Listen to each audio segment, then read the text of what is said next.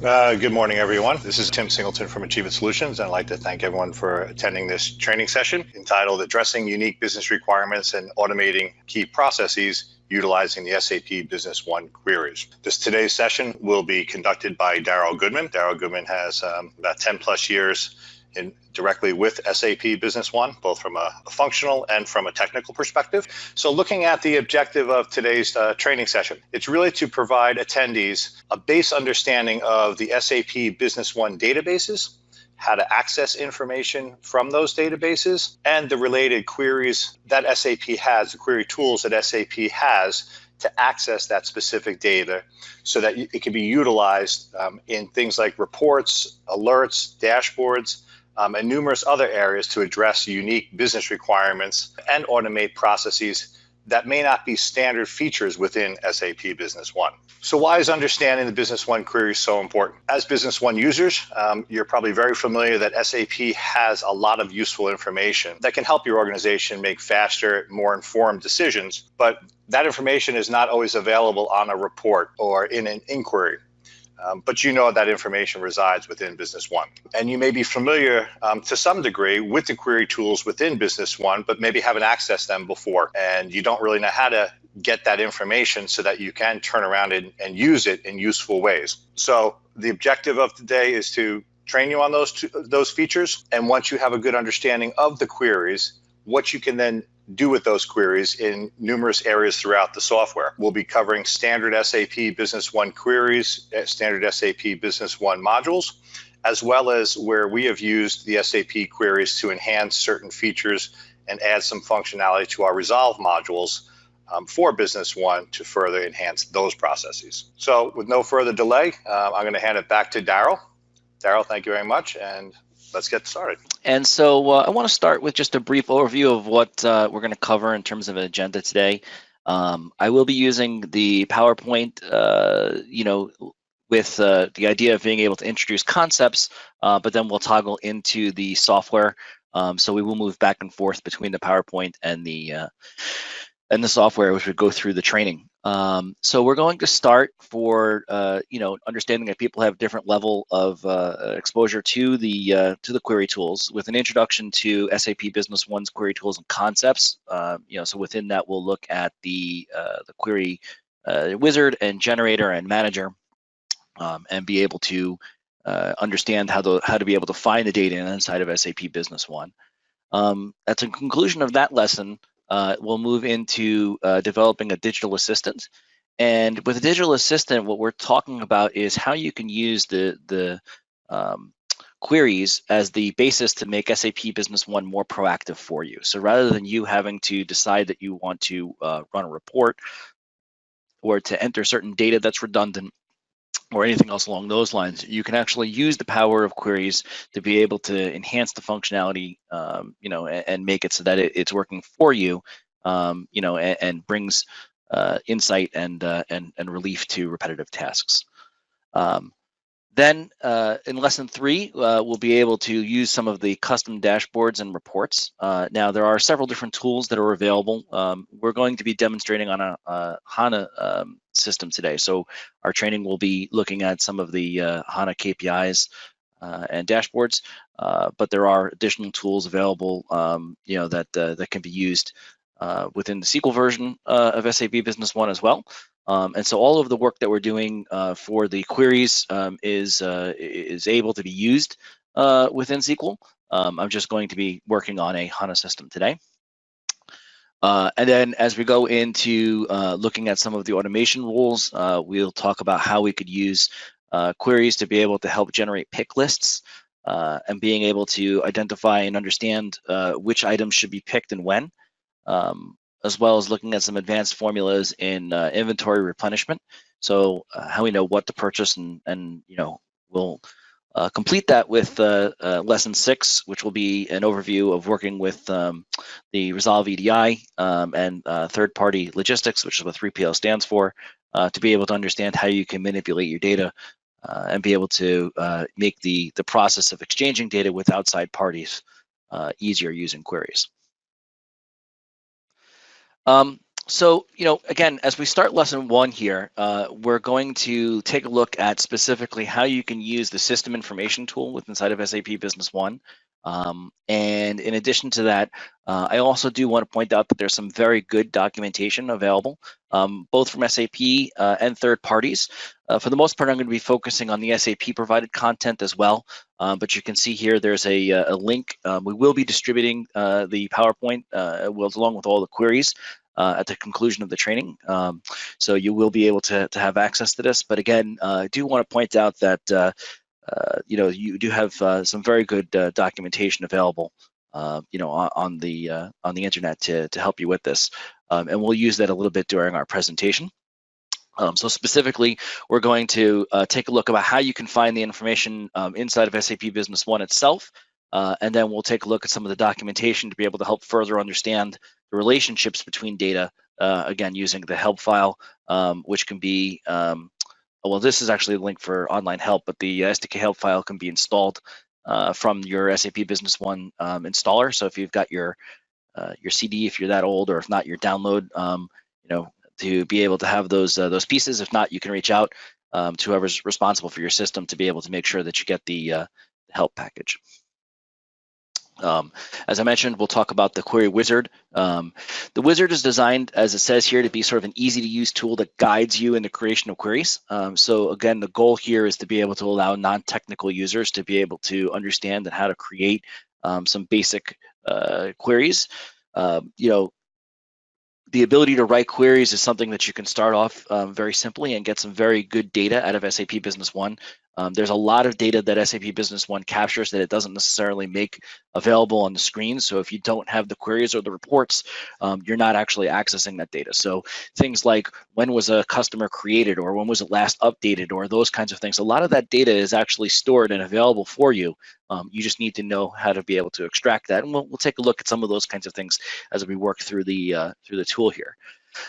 Now, the query generator, to me, I find to be something that is a little bit faster. And as we go through the process, we'll understand the differences between the two different tools. At the end of the day, they generate the same result, which is a query that can be saved and stored.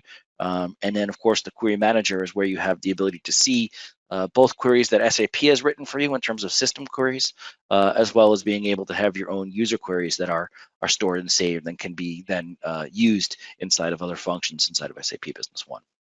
So we'll take a look at that. And then this was just one slide too far. So let's go ahead and switch into SAP Business One now. I'm just going to try to pause the presentation here. Okay. And hopefully you'll see here that we've got the SAP Business One screen in front of you. And as we look at SAP Business One, one of the things that you can do is to go into any particular record. So let's say we wanted to go into the Business Partner Master. Okay. And I'll just click into the first record here. And I wanted to be able to find information about these fields. So one of the simplest things that you can actually do inside of SAP to be able to help you design queries or reports or other kinds of things is just simply go into the View menu here. And in your View menu, turn on this System Information. So if you turn on System Information, what will happen is down here at the bottom, you'll see here right now it says Form 0, Item 2, Pane, all that kind of stuff. And that is the area where we're going to see the system information. But if I do something like hover over the vendor number here, you can see that it gives you a lot more useful information. So now you can actually see that on the very bottom right of that string, it says OCRD, which is the table name. So we know that all the information about the Business Partner Master is going to be stored on OCRD or possibly some related tables. And then it also gives you the field name. So here you can see the field name here being card code. It does give you some extra information there with respect to the form number, the item number, the pane, and those will come and become useful in something called a user-defined value, which formerly was known as a formatted search by SAP Business One. But for now, let's just go ahead and start simply and understand the concept of the tables and the names. So as I move to another field, you can see the table stayed the same. So it's still OCRD, but now we're in card name. and that's going to give you the ability to understand the difference between those two different fields.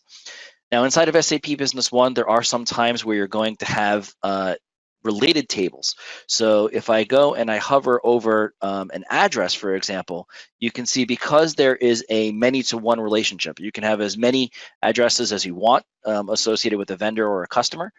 SAP is going to store that data in a separate table. So you've got the parent record, which is the customer or vendor, in this case, the business partner. Or I guess technically a lead to be more precise, could be as well, but this one's a vendor.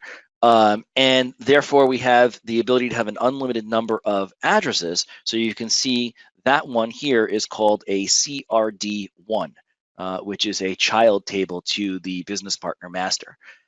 Now, if you don't already know, SAP Business One does sort of follow that logic fairly consistently throughout the application. So you will see that you start with something, the header table being an O, and then the 3 letters, so CRD. And then after that, they'll be able to drop the leading O and start with numbering. So you'll be able to see when we look at a transaction. So if I open up a sales order, okay, I have a similar concept here where I have the header table, which is ORDR for sales order. And then as I go down into the rows, you can see the rows actually have an RDR1. So that concept is something that you can use. It's not 100%. There are some things where they do not follow that convention. But as a general rule of thumb, if you know what the parent object is, the child objects will generally be the last 3 letters of that parent object plus the number to be able to allow you to continue. So that's one way to be able to understand the data inside of SAP Business One. Now, as you go through this, there are going to be some fields where when you hover over it, you're not going to get the table name, the field name. And so in that case, the reason for this is that this field, even though it looks like a field to us and it's on the screen and we can edit it, is not actually a single field. It's actually multiple fields. So it's being virtualized for us in the user interface, and that's because we have both the currency code, in this case a US dollar symbol, as well as the price. And so those are actually 2 separate fields that are being stored in the system, so that the one is just a numeric value that's storing the actual price, and the other is the currency code that's being used. And so to that end, you will be able to learn when we use that in formatted searches or user-defined values, how to be able to extract that, and I'll show that to you later. But there are going to be some times where you want to be able to understand the data structure in a different way. So one of the things that we have the ability to do is to use the SAP Business One SDK help. As I mentioned, this is a tool that comes for free with your SAP Business One installation. So when you installed your SAP Business One client, there were some other packages that were in that install file. One of them was the SDK, and if you install the SDK package, you can unchoose all the development tools, but just select the help. And this becomes a great tool. As you can see here, it's got a search box where you can simply search anything that you're interested in. And then what it will do is it will give you the field names, the description of the field names, as well as both the type and the size of the field.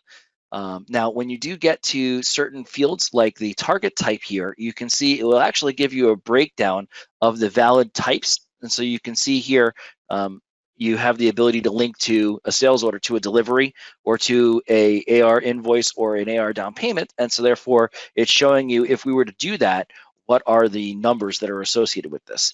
And again, a sales order could be based off of a document, and if it was, it would be a sales quotation. And so sometimes when you're querying a field, you'll see data that's not all that meaningful, like the 23. And if you don't know what that is, the SDK help is a great way to be able to come in and be able to say, oh, a 23 is a sales order. Now, again, as we look here, you can see we have both the price and the price currency as 2 separate fields that we talked about. Now, in addition, you'll also see that there are several different fields here that have blue hyperlinks. So, for example, the warehouse code, as you know, inside of SAP Business One, there's a warehouse setup, and that warehouse setup is stored on a different table. So if I wanted to be able to retrieve information about the warehouse code, I would need to join, which we'll talk about later, to the warehouse table. And so now it's telling me how to be able to know what the warehouse table is. And the nice thing about the help is that you can simply click into it and then be able to get a description and understanding of all the different fields that are associated with this. And of course, you can just navigate back to be able to get to the records. Then at the very bottom of the screen down here, it also shows you some primary keys. So you can see here what's the main thing that drives this table. And you can see the main thing that you would need to do if you were going to ever join or link to this table is to be able to use the doc entry and the line nub. Now, of course, there are other ways to do it as well. But these are some of the key fields here. And then if you wanted to be able to understand how it works with respect to linking back to a base document. So if I want to know how the sales order links to a sales quotation, I'm going to need these three fields here. So again, base entry, base type, and line type. So the SDK Help Center is a very useful tool in being able to understand and working with your data. Now, in addition to that, you also have, as I mentioned, the ability to go online. So if you haven't already used the website help.sap.com, I very much recommend it. It's a great repository of data. Once you get to help.sap.com, you can simply just type in what you're looking for. So if you just type in SAP Business One, you don't need to remember this whole huge URL. You can just simply remember help.sap.com, and then you'll be able to find the SAP Business One page. But within the SAP Business One page, there are a couple of other things that are very useful here. The ones that I'm going to point out today are going to be the online help, which we're going to look at next, as well as the list of how-to guides.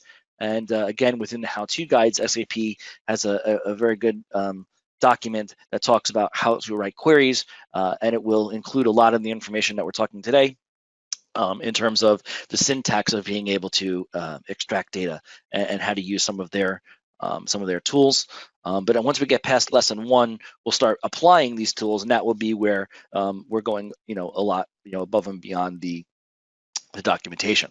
But again, if you do go into the SAP Business One online help, you can see they've very usefully structured this with a menu that looks very much like the menu inside of SAP Business One. So you can kind of navigate to what you're looking for. And then as you can see in here, it's now going to give you information. So if you needed to understand what the different fields do and how that might impact your query, you have the ability to come in here and understand, okay, well, what is gross price and how is it calculated? And if you need to be able to repeat something like that in your query or to be able to modify something differently, again, you'll be able to do so and include or exclude data with a good understanding of the document. And then the last piece of documentation that I want to introduce, as I mentioned, this is page 17 of the document. I'll just scroll up to the top of the document so you can see this is the how-to guide for SAP Business One 9.3. They do update this from time to time. It's something that you can get publicly. So as you take a look at that, what you'll see is in this document, it gives you a section here specifically on writing queries. And in the writing queries section, you'll see that there's going to be some important distinctions between data that is in the system and data that is not in the system. So within this data, there's going to be data that's already posted. So the data that's already posted in the system, we can query. We can go directly to an ORDR or so on and so forth. However, there's going to be times where we're going to want to be able to pull data that is on the screen and hasn't been saved yet. So if I'm entering a sales order and I want to be able to pull some information, let's say from that customer record or whatever, I can't query directly from that. And so you'll see here there are going to be references. And then you can use this guide here to be able to understand some of the references. So the basic syntax is going to be $ and then either the field name, which we saw in the view, so the OCRD dot card code, or you can use this $bracket $, in which case you use those other numbers that I was talking about. So you'd be able to use the the 4.0.0 to be able to pull those kinds of records. So again, now that we've gone through the documentation and you understand where and how you can find this information, let's go ahead and move into the query wizard. Okay. And so I'm just going to go ahead and close all the extra screens here, and we'll see that you'll find your query wizard is going to be underneath tools and queries, and then query wizard. Okay. Now, when you do open up the query wizard, again, as I mentioned, the concept of the query wizard is designed to be a tool that's going to guide somebody through creating a query. So as we click into it, here you can see on the steps here, it asks you to be able to choose the table. Now again, if you know the table, you can simply type in the table. And again, we were able to find the table with the view system information. But if you don't know the table, one of the useful things that you can do is if you hit tab, just like you would on an item master, on a sales order for looking up the item code or whatever, you'll get your choose from list here. And in your choose from list, you have both the name and the description. So what I like to do is to come in here and to be able to find something. So if I wanted to be able to find all the tables related to sales orders, I might come in here and type in sales order and then hit filter. And that will bring, just the sales order row. And you can see I was able to find that. Now, if I wanted to be able to find everything that had sales in it, I can go in here and do contains sales order. And now I'm able to see the, all those related tables. So again, you can see, I know all of these tables are related to the sales order. Now, when I write my queries, there's no one way to be able to write a query, but when I write my queries, I tend to like to start with the row. So what I'm going to do here is just go ahead and click on the sales order row. And the reason I like that is because when I choose the sales order row here, you can see it links me to some very useful tables. So now you can see tables that are related to the sales order are shown down here, and I can simply double click to be able to add the sales order header into the record. Okay, so now that I've selected the tables that I'm interested in here, we go into the next tab, and in the next tab, you'll be able to choose the columns that you want to include from the table. Now again, here, it basically is where you would come in and select this. So what I'm going to do is go full screen because I think it just makes it a little bit easier here. And then there is actually a tool where you can do a view fit column width, and as we pick different fields, sometimes that's useful to be able to shrink.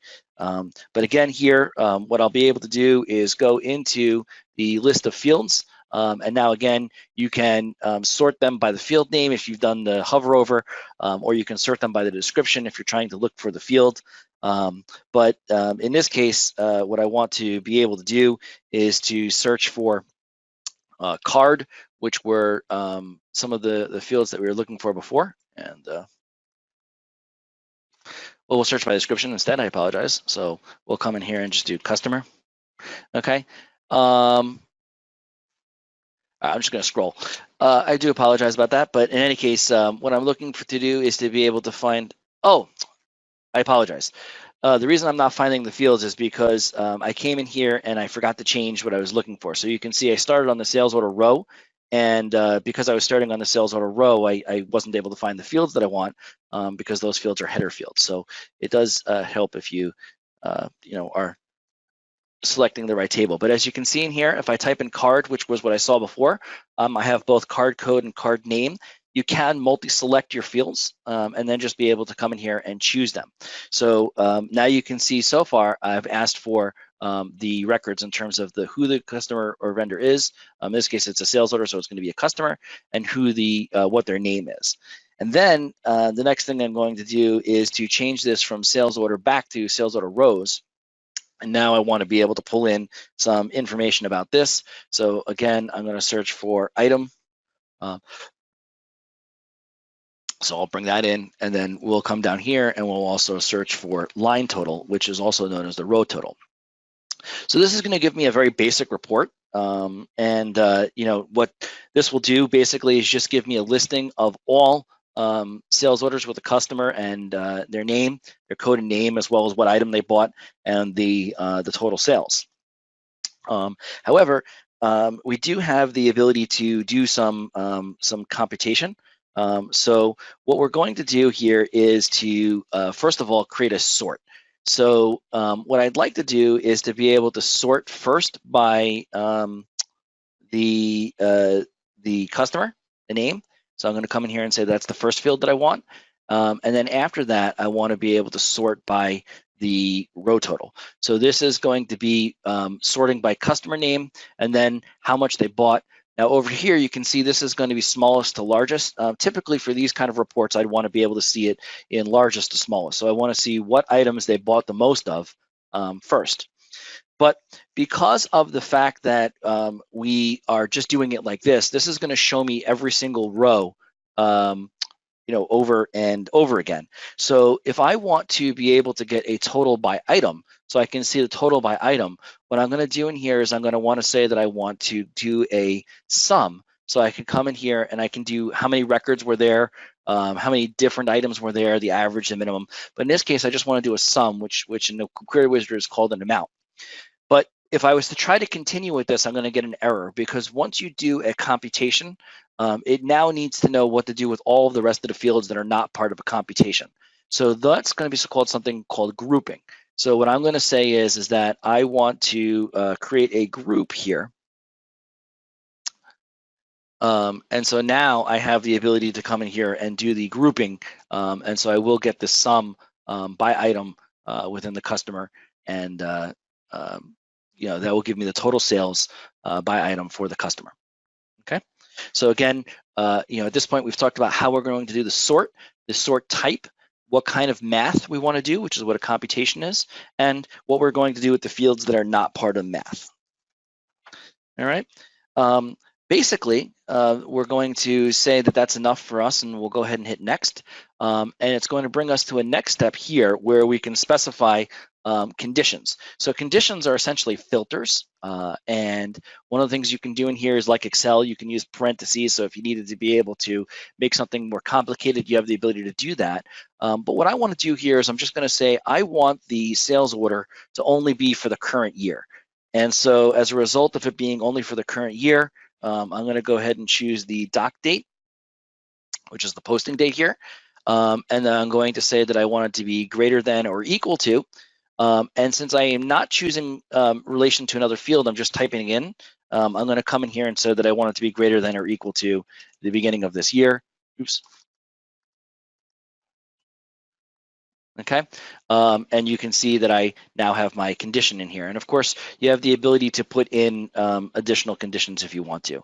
But when you're done, it will show you the syntax of the query, and then you can go ahead and hit finish, and you get your results.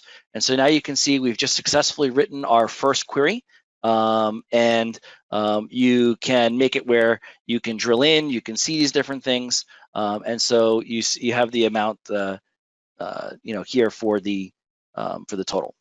Okay, so what we can do is we can save this, and what you can do is in here, this is the ability to work with the query manager that we're looking at later. So you have the ability to come in here and manage your categories. So if I needed to be able to save this as a particular type of thing, I can come in here and do my queries. Okay, and then I can add that. And what that will do is it will list it into the list of things that you can choose. So my query is here.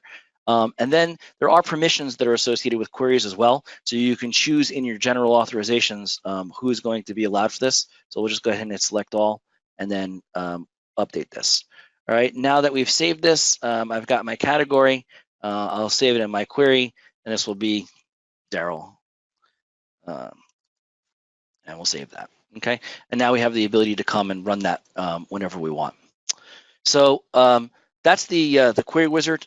Next, we're going to move into the query generator, and I'll show you a little bit more complex query writing. And then we'll move into using some of these queries as we get into lesson 2, which will be coming up shortly thereafter. Okay, so again, in order to be able to open up the query generator, you're going to go into tools and then queries and then query generator. Now you'll notice that the query generator user interface is a little bit different. So rather than having multiple steps that are walking you through the steps, you wind up with just this box here. And you also see that we have the ability to edit and directly work on the syntax in these boxes right away. So again, if you know the table name that you're looking for, you can just simply go ahead and edit it. Or again, you do have the same ability to come in here and do your choose from list. Since we're now in the generator, I'm going to go ahead and use some of the information that I already got with my hover over. And so what I'm going to do is we'll start with the ORDR. And then in this case, you can see here that it now shows me a list of different fields. Now, one of the nice things about this is that if you type in a related field, so in this case, I'm going to type in I typed in the header first and then the lines. You can see here that it automatically built what's called a join. A join is going to be the area where you tell your query how you want to be able to link data from separate tables. And so sometimes it's going to be very straightforward. Like here, you can see I want to join the rows of the sales order to the header of the sales order based off of its link, its doc entry here. But sometimes you'll have more complex joins where you might be joining data that's not naturally related. Maybe you've got a user-defined field that's got a salesperson for like a salesperson 2. Or something else along those lines. And so in that case, you're going to be able to come in here and edit your join and be able to change the relationship to be able to make one that SAP wouldn't normally know about. Now, one of the nice things about the query generator is that tables, fields that do have underlying tables are bolded. So one of the things that you can do is you can simply drag and drop the field over, and you can see that we'll go ahead and build the new join here.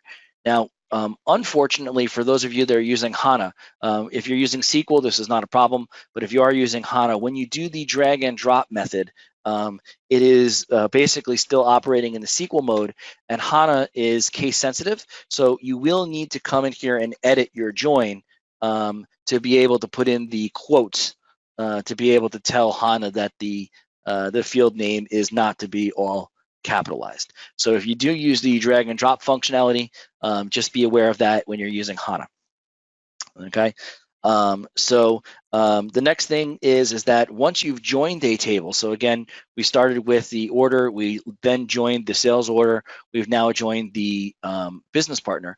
The reason that we might want to join the business partner table, the customer table in this case, is there might be some information that's stored on the customer that we want to include in our report that's not directly on the sales order. But sometimes inside of SAP, as we talked about earlier, there's going to be data that's not that meaningful.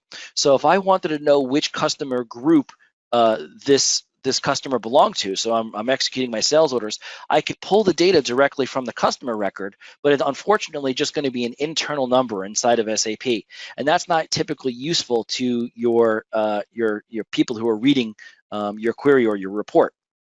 So in that case, it's often useful to be able to go ahead and drag another related table. So you can see I've gone from the sales order header to the customer record and now to the customer group field because I want to be able to choose the group name.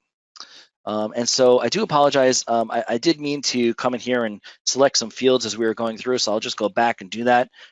So what we can do here is I can say from the sales order, I'm interested in the document number, also the document date, and we'll take the customer's code and the customer's name from the sales order. Now that I've got that, and I go to the lines, from the lines, I'm interested to know what item was sold. Again, I'm also interested in knowing the row total. So you can see here, I'm going to grab that. Okay, and that's pretty much the query that we had before. But now we're going to go to the customer group, and with the customer group, we're going to now come in here and choose the group name, which is something that's more useful for us than the group code. Okay, and then finally, we'll come back here. And so once you've gone down this path, if you want to be able to choose something from the sales order again, you can simply click on the sales order. It will again load up the sales order table, and we can find additional related tables here. And we're going to go ahead and we're going to grab the shipping type, which is called transport code, and drag that over here. And once again, when I do that, you'll see here that I need to once again correct the joins. So we'll come in here and put in our quotes for the tables that I just recently added. And this is going to give me the opportunity to go back to the PowerPoint for a moment, because I do want to talk about the joins. So you'll see here that every time I added a table, you can see that SAP considered it an inner join. So let's understand a little bit more about what the joins are. So when you talk about joins, as I mentioned, it tells you how you link the data. But what you can think of it is an inner join, as you can see here, is basically where something has to be in both sets of data.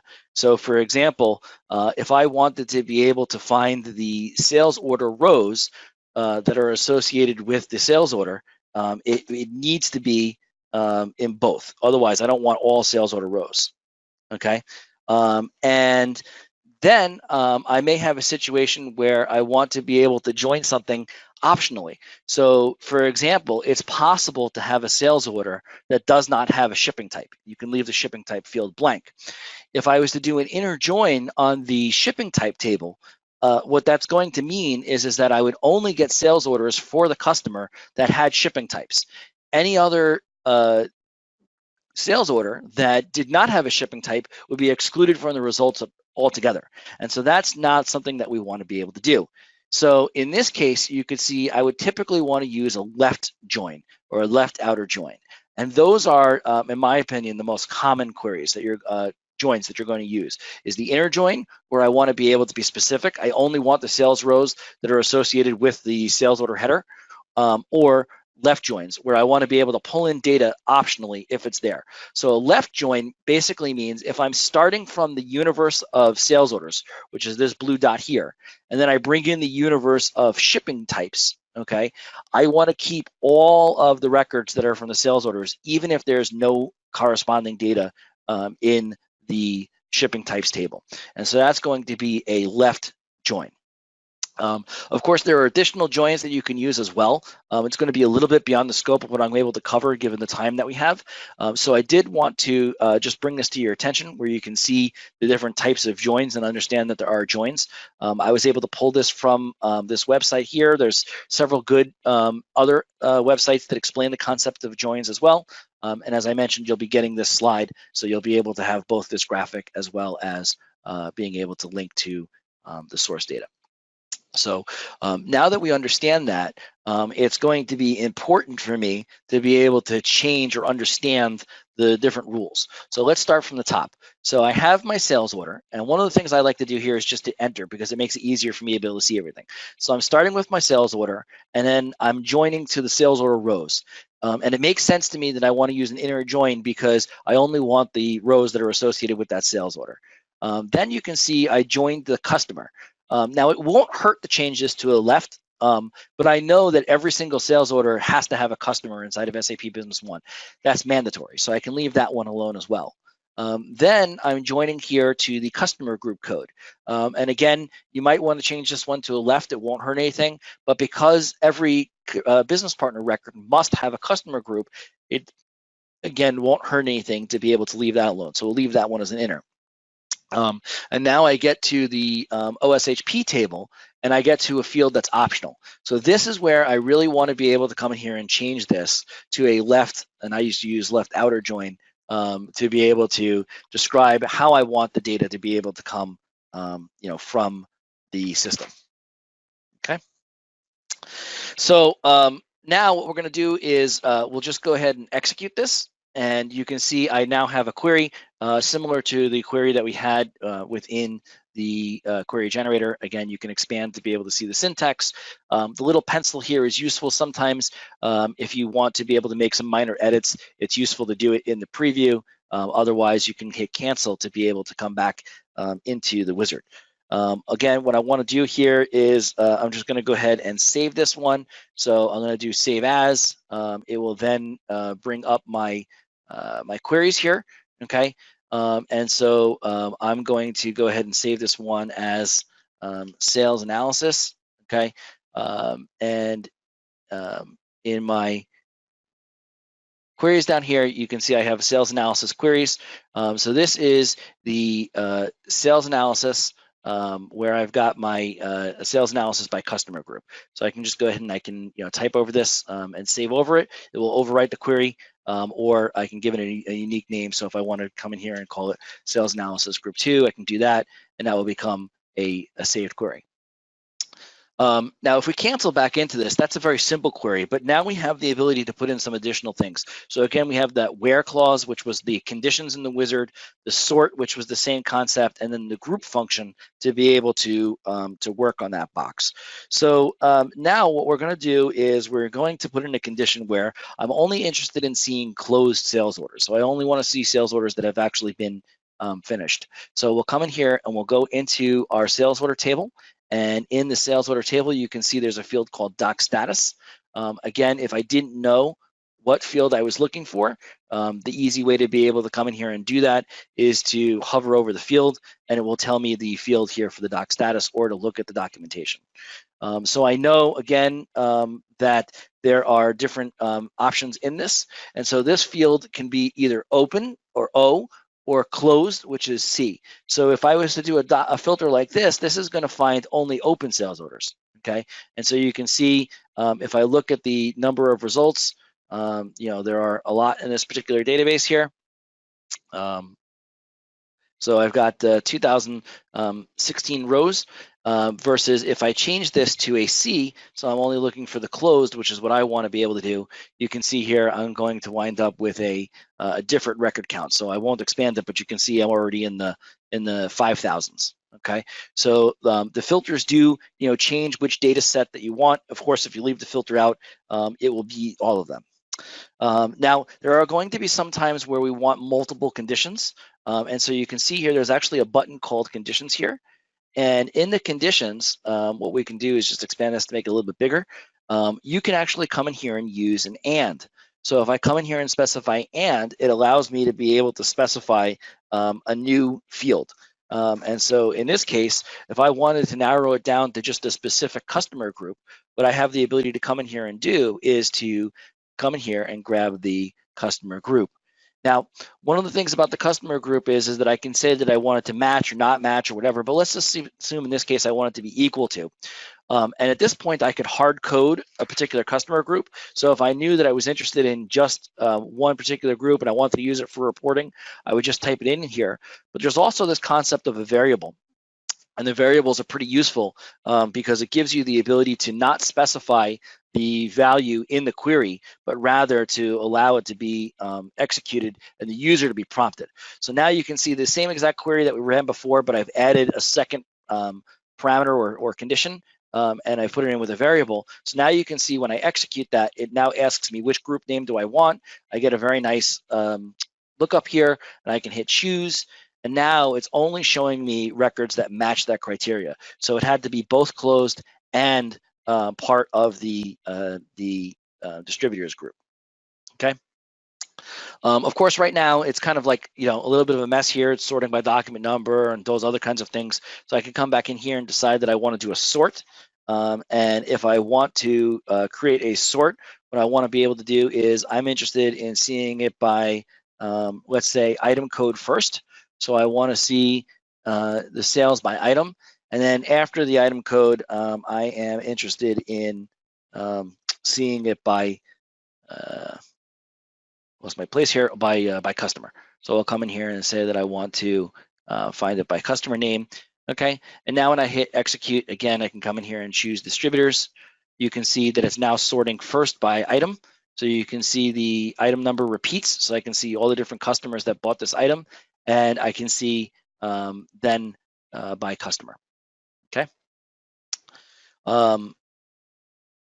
Now, if I do want to be able to do math inside the query generator, I'm still going to be able to do it, but I have to be able to do that myself manually. So one of the things that I'm going to do is to just go ahead and copy and paste everything that's in the select box up here. and just paste it into the group by box. And it's just a little trick that I use. There's other ways to be able to do this, but now what I want to do is I want to take out the fields that I'm not interested in grouping by. Because if I was to group by document number and document date, then it's going to basically always make sure that those records are unique, and I want to be able to get a total by customer of what we're spending. So I'm just going to delete those from the system altogether. I mean, from the group by box altogether. So now I'm saying, okay, I'm grouping by customer, and if I'm grouping by customer, their name is going to be unique. I'm interested in grouping by item, but I'm not interested in grouping by line total. And the reason I'm not interested in grouping by line total is the same kind of thing. I want to be able to summarize the line total. So once I've decided to summarize the line total, I can go ahead and just delete that as well. And as I mentioned, now what we're going to have to do is those fields that I deleted, we have to go ahead and put an operation on them. So as I put an operation on them, you can see I'm now grouping by unique fields here. I'm going to come into this box here, and I'm going to make the modifications to be able to put this in. So one of the things that we have the ability to do is to use an operation called max. And so what the max will do is it will give us the biggest sales order number. Now, since I'm giving it the biggest sales order number, I can come in here and I can specify a column name. So if I specify the column name, you are able to identify what this is to the user. So I'm just going to call this the last order number. Okay, and then as we presume into the document date field here, I need to be able to identify that as well. So I'm going to do max, and we're going to grab that thing. Now the as is actually a good habit because it makes it easy to label, but it is optional. So if I just hit space and then put my column descriptor before the comma, you'll be able to do that too. So I can come in here and say last order date. Okay, so I've now used the labels with and without the as, and finally I'm going to get to the field that I want to summarize. So I'm just going to come in here and do sum of the line total. And again, I'm going to give this a field label. So we'll come in here and just do total sales. So I'm going to click OK to that. You can see it put everything back into the box. I can execute this again. We'll choose distributors, okay?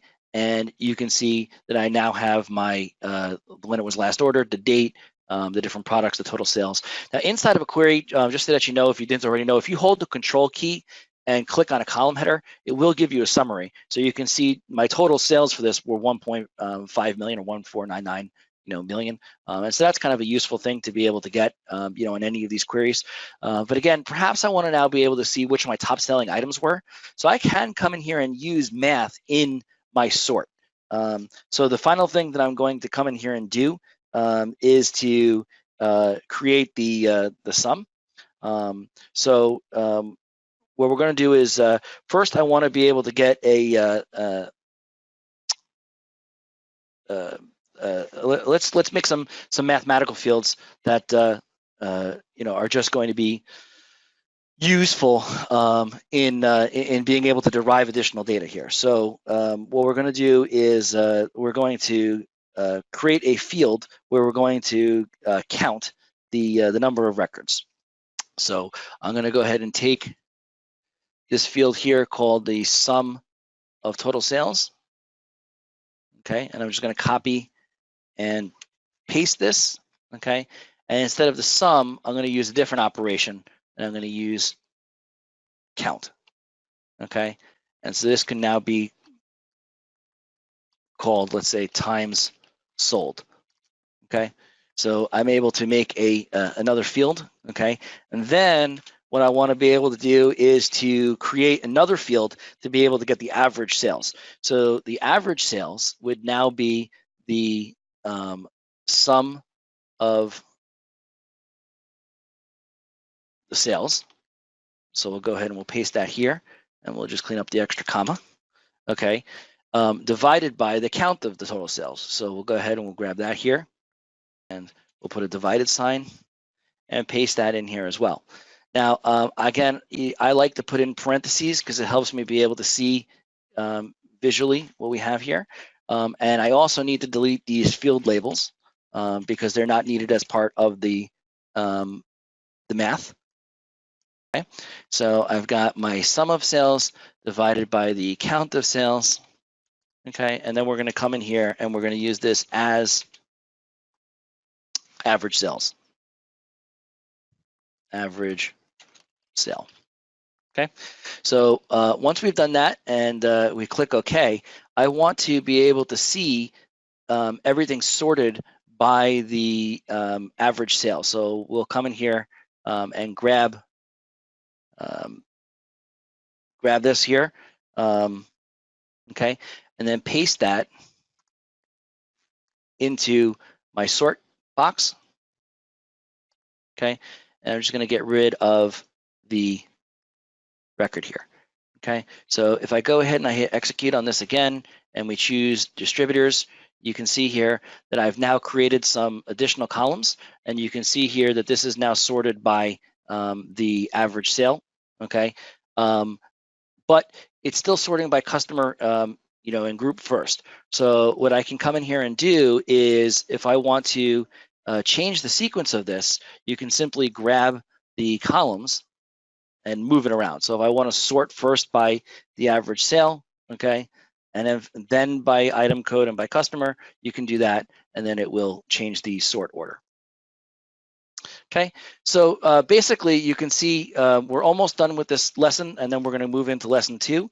The last thing I want to show you is just being able to understand the ascending or descending. So again, this is in the wrong for the report. So I want to be able to come in here and just expand this to just be descending, and that will be our final part of this lesson. Okay, and I've got my query, and we'll go ahead and we'll save this as sales analysis. All right, so that's you know, pretty useful stuff. We've just learned how to be able to create query wizard, query generator.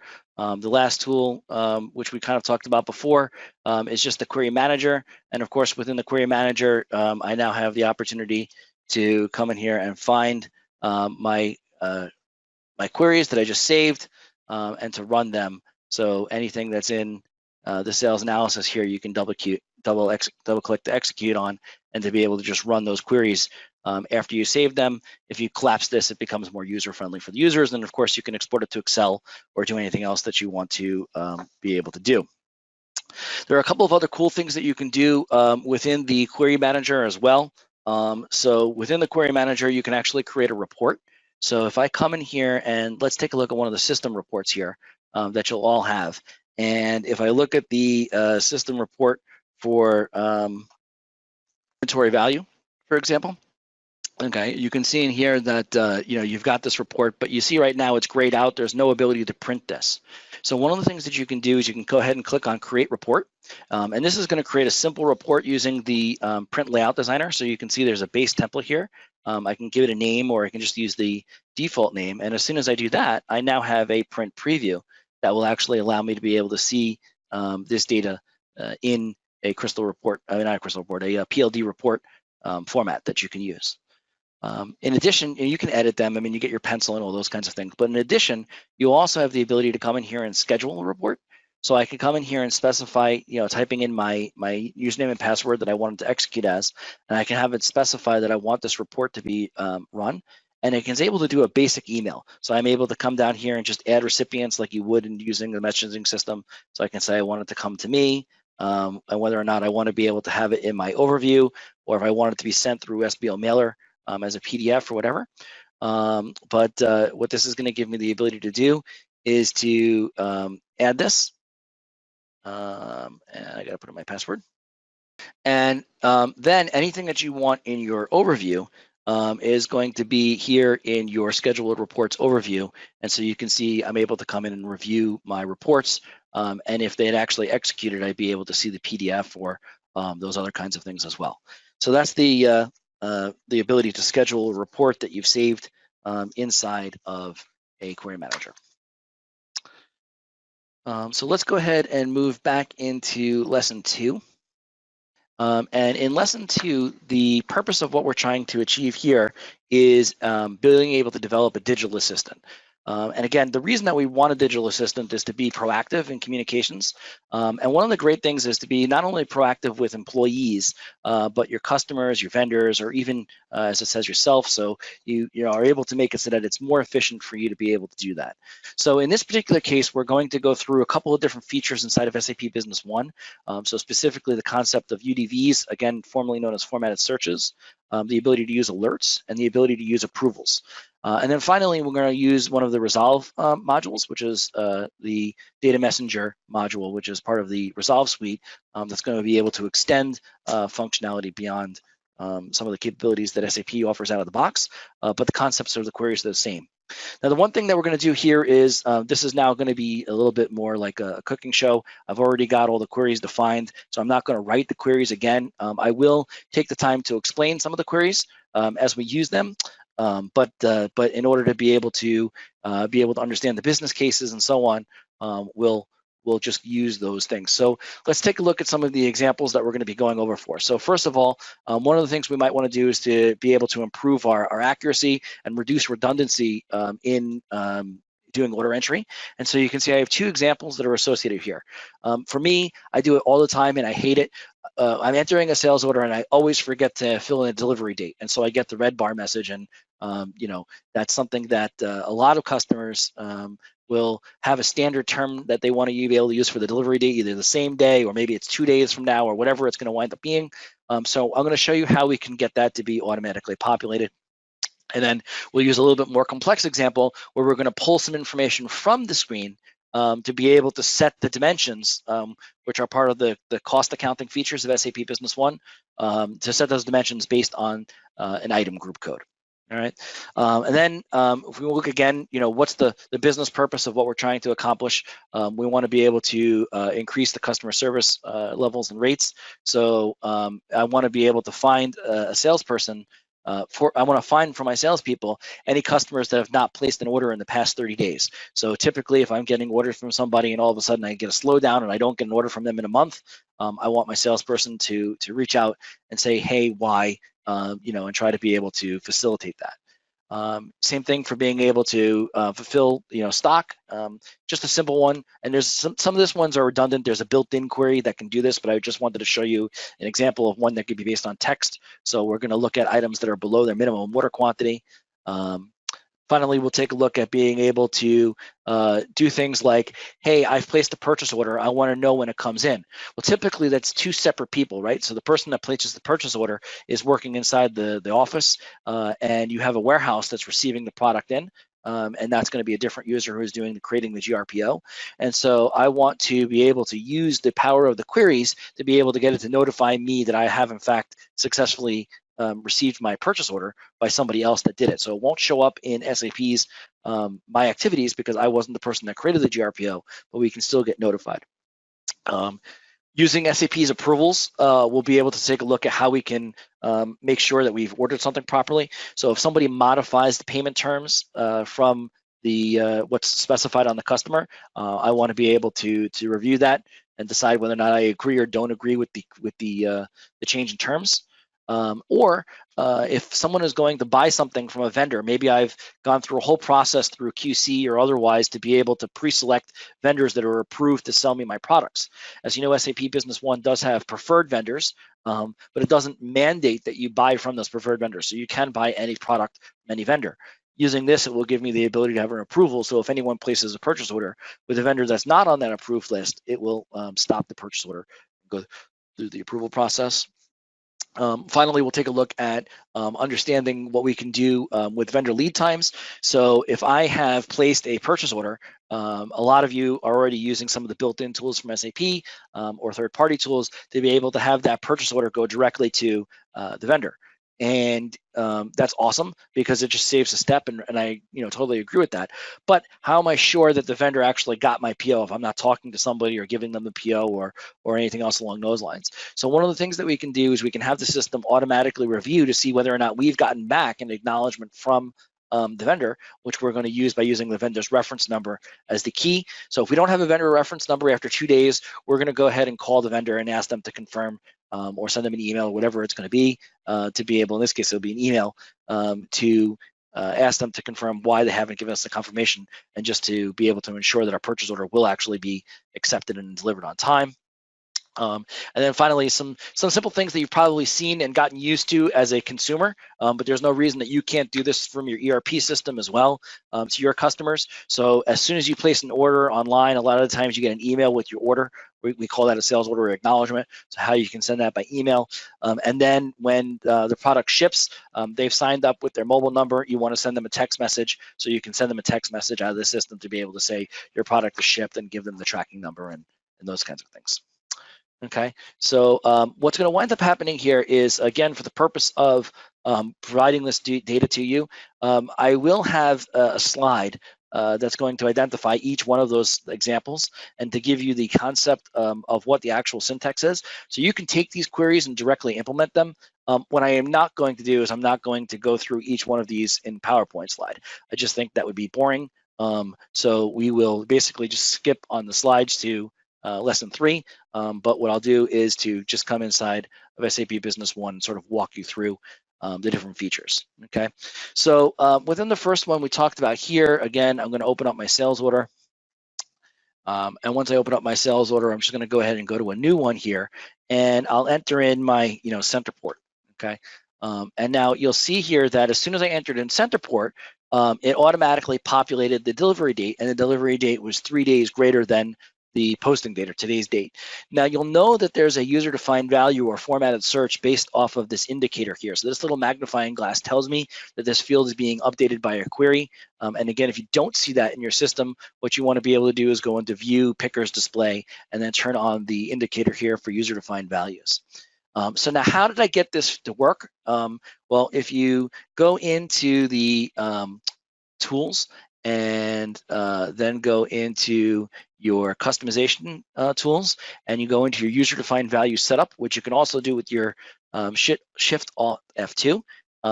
It will bring up a screen here, and you can do this from any field on the system, where I can either say I want it to be normal without a search, or I can define data, or I can have it run a query.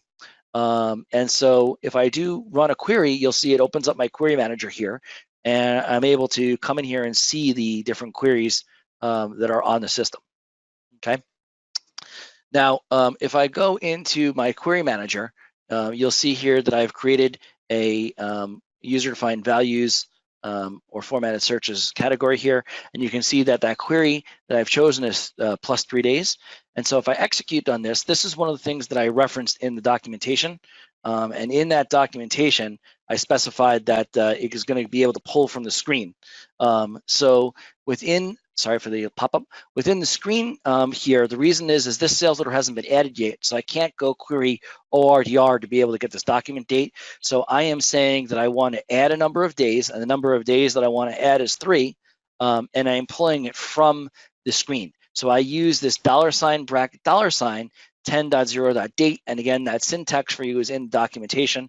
Now, the reason it says from dummy is because I'm not pulling it from any table. I'm just pulling it from a screen. This is something that's required for HANA. It's not required for SQL, but either way, you'll be able to come in here and use the syntax to be able to pull from that screen. So again, if I hover over this field here for posting date, you can see it says form 139, item 10, pane 0. So that's where the 10.0 came from. And then the fact that this one was a date was where I was able to come in here and get the date. So you can see that that now is populated. Okay. And then similarly, I was able to come in here and specify another query. So if I come in here and I grab my dustpan, for example, okay, you can see here that it automatically filled in my dimension. And again, you can see concept is the same here. So if I use my Shift-Alt F2, you can see I was able to run a query. And this query here is going to be based off of the item group, okay? And so if we, once again, take a look at our query manager, and I accidentally closed it, so I'll just open it again. In the query manager, we go down to our queries. You can see this query is a little bit more complicated than the last one, not overly complicated, but here you can see I was able to do a case statement.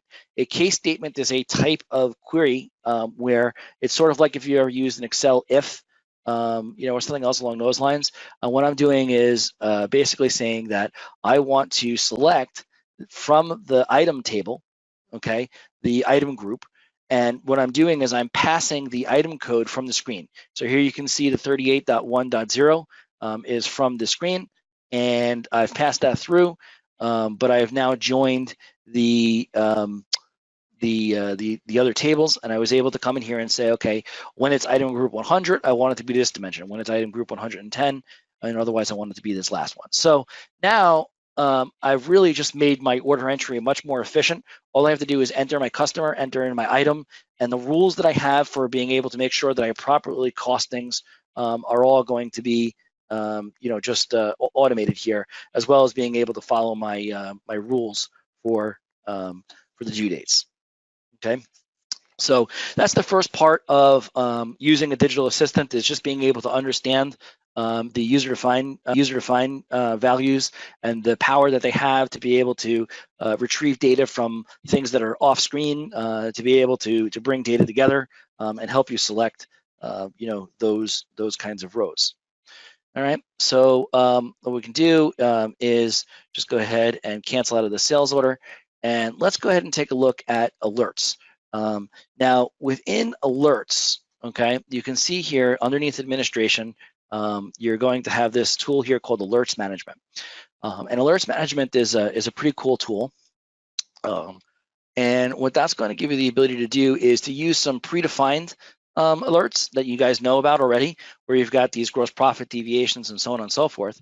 But you also have the ability to create one with what's called the query here. So if I come in here and I activate this and I do based on the query, you can see here that I'm able to specify how frequently I want this to run, whether or not I want to save the history, and whether or not I want it to go internally or by email. So you can see here right now I have it set to do an internal message. And let's go ahead and take a look at this query. Now, this particular query, okay, is showing me that I do have some stuff that I've received. And so you can see you can write whatever you want for the context of the report. So and you can see I am getting my notifications. You can write whatever you want for the context of the report here, and I'm able to specify where I'm pulling it from. So the PDN is the delivery table, actually the rows of delivery table. And from the PDN, I was using the link back to the purchase order. So I'm interested in goods receipt POs that came from purchase orders. And again, if you remember when we talked about the SDK help, it told me how to be able to go back to the base object. And I used the base type, the base entry, and the baseline. So that brings me back to the purchase order. Then from the purchase order rows, I was able to join back to the purchase order header. Okay. And then here I also wanted to pull something from the goods receipt PO header. So you can see I've got my goods receipt PO header, so I can see what products were received, the quantity that were received, which vendor we received them from, and which PO number. Now, the reason that this is useful here is because I specified I wanted to know who created the PO. So inside of SAP Business One, if you go into your query generator here and we take a look at OPOR, which was my table, okay, you can see that there is a field that you don't normally see on the screen, although you can see it in changelog. But basically it's called user sign. So here you can see user sign, okay? So this is where SAP is storing who created the purchase order.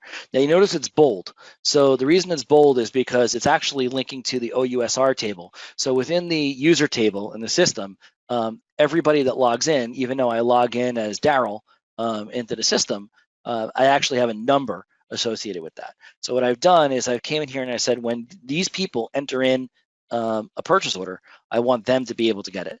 And then in order to be able to make it so that I don't get notified all the time about all of my existing GRPOs, I went in here and put in some filters. So I said it had to be created today, and the timestamp needed to be that it was created within the past. And you have the ability to come in here and configure whatever it is that you want to configure as your time using the timestamp. So again, more fields that are available for you inside of SAP Business One: the create date and the timestamp. Those are things that are in there and can be used as part of your query.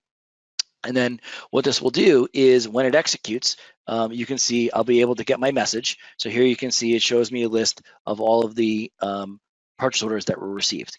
And so this way, even though somebody else did the receiving, I'm able to come in and to be notified of that. Okay. So that's one example where we can go ahead and we can take a look at that. Now let's go ahead and take a look at one. Let's go ahead and take a look at one where we want to look at the customer. Okay, so this one here, you can see I have this one running just every day at 10 a.m. So rather than having it run constantly, I'm having it notify me of this.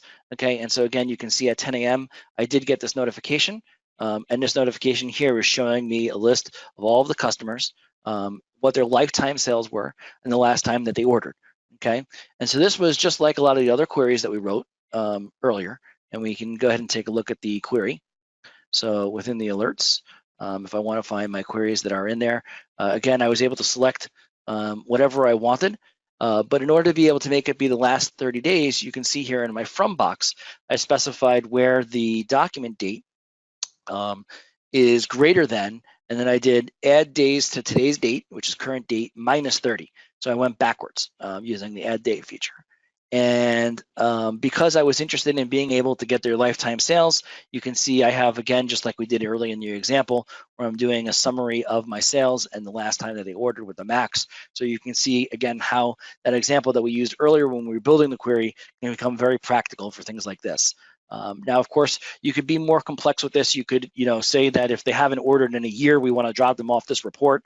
And maybe put that on a different report, because this should be just a tickler for people to be able to follow up with, recently active customers or whatever. So you can increase this logic to be as meaningful as you need, and to be able to trigger to specific customers, specific salespeople for their customer, or just generically to your sales manager, or however you want to be able to use that. Okay. And then the last one here was just being able to look to see whether or not there were any products at all that were below the MRP. So here you can see I use the concept called distinct. There might be one item that's below inventory. There might be 50 items that are below inventory.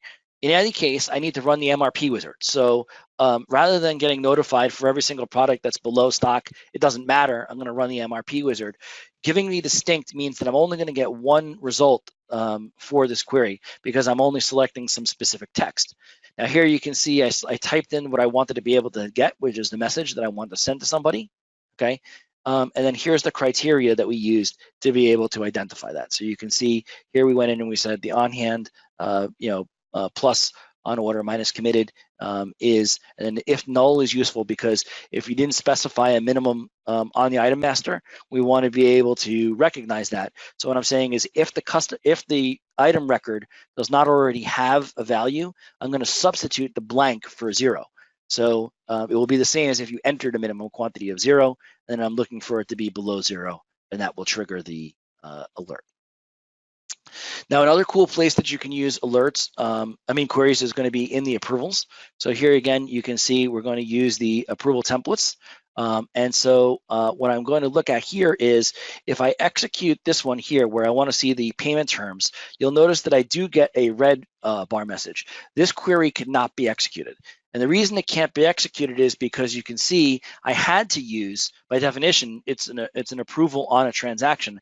I had to use the referential link like we used for the UDVs in the query. So if I'm not on a sales order, it can't run.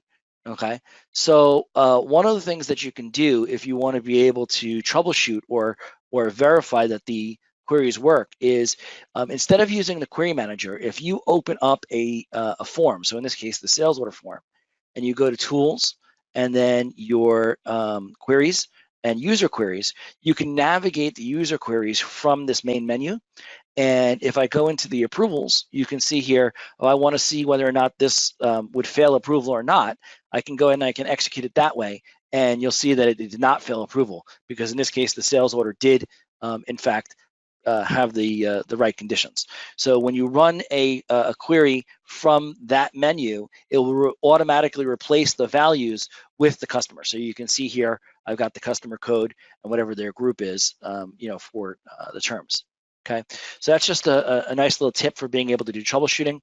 But if you want to be able to see how the approvals work, again, if I come in here and enter a sales order for Centerport, and I grab a dustpan, okay, if I come into my accounting tab here and I change this from 2%, 10, net 30 to, let's say, net 60, okay, when I go ahead and I hit add on this, it's going to stop and prompt me for the approval.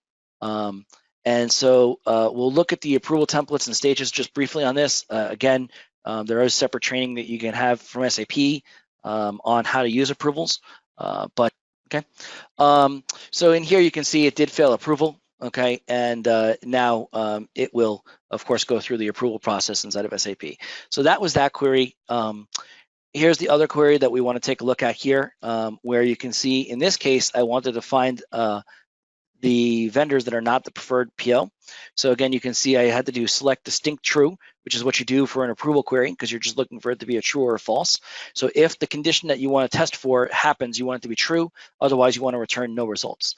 So in this case, I specified from the purchase order where the vendor, which is what this piece is here. Again, the 4.0.0 is the card code from the purchase order header, is not in. And then I selected the vendor code, which is the table in ITM2, which is, again, if I was to go into an item master and do the view system information, that's where SAP is storing the preferred vendors. But I needed to be able to tell the system which item I'm interested in looking at. So you can see here, I passed through the item code from the row. So you can see here I've got the 38.1.0 in the row. So what we'll do here is just to quickly go into the approvals, okay? And if we take a look at the approval stages, you can see that I do in fact have my two templates turned on, okay? So here is the payment terms check on the sales order. I can say when I created a sales order, and here's where it is. Here's where it needs to be approved. And what I did was instead of using one of these built-in terms, I was able to come down here and put in a query, and this can be any query that I wanted to run. And actually, you can have it run multiple queries. So if I wanted to run multiple checks, you can have it run multiple checks. Typically, we see people use just one query per approval and just have multiple approvals because you can have different people who are responsible for approving. But in any case, you can see how that one worked, okay? And then we've got the same thing for being able to find the vendor check, okay? Where again, in my terms, you can see it's not part of the preferred vendors. And now if we were to go into a purchase order, okay, and I'm gonna go ahead and grab from Far East Imports, and we're gonna go ahead and order my dustpan and squeegee. And if I drill into these items, okay, you can see that my preferred vendor here, which if I was only interested in having one vendor, I would not have need to join to a subtable because you can see I can pull this vendor code directly from, if you look down here, directly from the OITM.card code. But if I go into this subtable, this is where I might have multiples. And so this is where, again, you can see that ITM2.vendor code existed. And so now when I go ahead and I add this here, you'll see that it did fail that vendor check. And so I can say, you know, please approve or whatever, and it will put that purchase order on hold. So that is, again, using approvals as part of the process for your digital assistant. Okay. Next, let's talk about some automation where we might want to work outside the system. And so to that end, we have the ability to come in here and take a look at wanting to be able to notify our vendor when the purchase order is older than 2 days old, okay? So what we've done here is to create a data messenger record. Now, again, if you've never seen Data Messenger, I'm just going to kind of just introduce it extremely briefly. You know, again, I'm happy to show you Data Messenger. If you're interested, please, you know, do contact and follow up. But the concept behind Data Messenger is it is a tool that allows us to be able to run based on the existence of a record from a query or the existence of a transaction that's going to be able to follow rules. So you can see here, I can follow holidays, and allows us to be able to send text messages, to be able to send emails, or to be able to send files, via FTP. And then the idea behind it is that, and there's some other things that are in here as well, but I can go in here and I can run a schedule. So you can see I have this set to run every day, and I'm telling it to run a saved SAP Business One query. So if we take a look at the query manager, again, you can see in my DM queries, I've got the POs older than 2 days. So it's just a standard SAP Business One query, created and saved just like we did with everything else, okay? But I've now put it into this messaging platform. And one of the reasons that we want to do this as opposed to using an alert, because you can actually send an email out to a vendor from the alert system. But one of the problems with it is that you need to make an alert for each individual vendor in that case, because otherwise you'll be sending the messages to all of your vendors if you go and you do that. Because the alerts, when you write the query, you have to save the query, who you want to identify to, and select the recipient. In our case, we're going to be able to have a dynamic recipient. So what you can see is I want to consolidate this email by vendor. So I'm picking a field from my query. In this case, I've chosen vendor, which is the vendor code. And I said I want to send an email group by each vendor. And then who do I want to send it to? Instead of being just a list of users or going in and doing add recipients or a distribution group inside of SAP. Thank you so much. So instead of having to send it to a distribution group and making an individual alert or query, you have the ability to come in here and to send it to the email address that's associated with the business partner, or if I had specified a specific user or a sales employee, or even an other, which allows me to be able to choose. So if I do choose other, for example, I can come in here and choose a mobile phone or an email address from any user-defined field or table. Okay.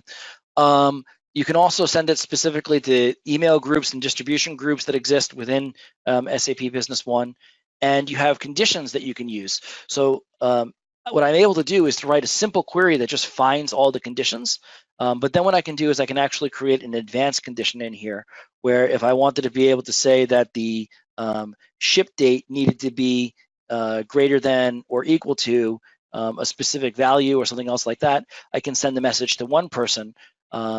But if the entered by is whatever, I can send it to a different person.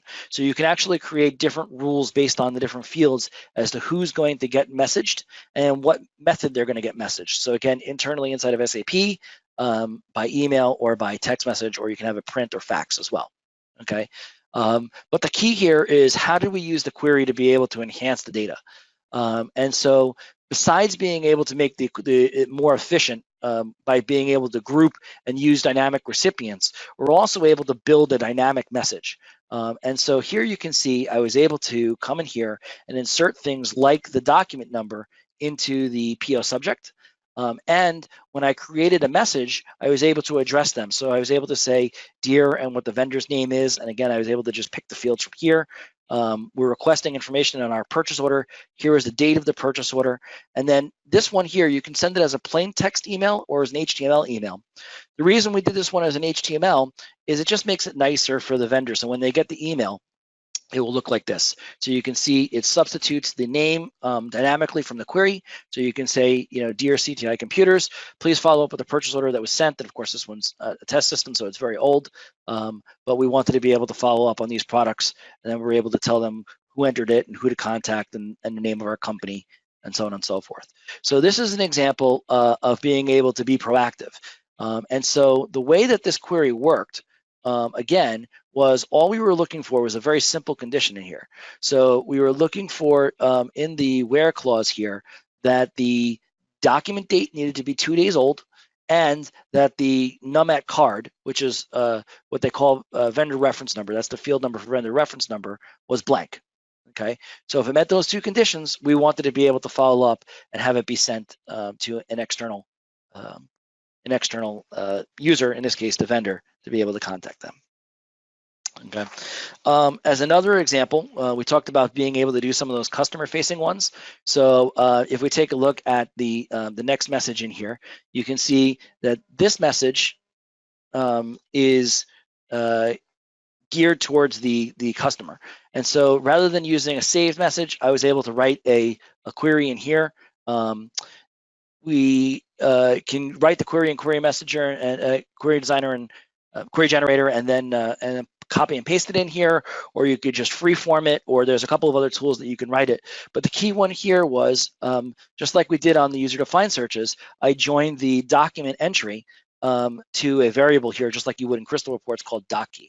And so you can see this one, rather than running on a query, is being run on a transactional, but it's still using the query to be able to do the data. Again, you can see here the recipients, who I want to contact for this. But when we do the email, it's the same kind of thing, but this one can be formatted to be prettier, so that it can be, customer facing. So you have the ability to come in here and to send them information about what products they bought, as well as being able to identify, the freight and total and those kinds of things. Now, one thing that's very common when you're sending emails is if you have something like a discount, in order for them to be able to understand what the discount is, you need to be able to include it.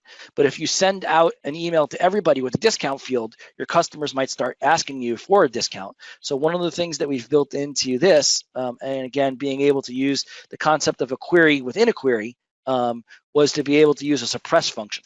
So here you can see I said, in the event that the discount is equal to 0, I want to suppress this entire section. So when you notice that when we did the preview here, there was no field for discount, okay? And that's because this particular order didn't have a discount. But if it did have a discount, it would have actually showed another column here for the discount and the discount total. So this is just another example of where you can use queries to be able to use conditional formatting in being able to send your messages as well. So what I want to be able to do is just go back into the database that we're in before, and we'll take a look at one more, which is the text messaging. So under our data messenger and DM master. And in our DM master here, just going to go ahead and bring up message number 2.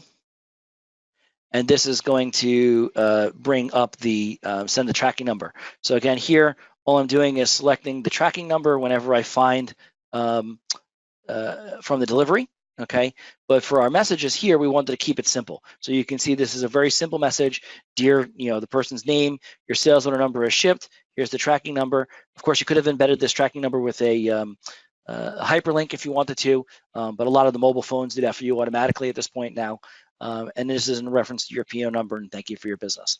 So again, you can see you're able to use this tool to be able to give a similar experience to your customers, whether they're B2B or B2C, as they might be expecting when they shop on Amazon or something else along those lines.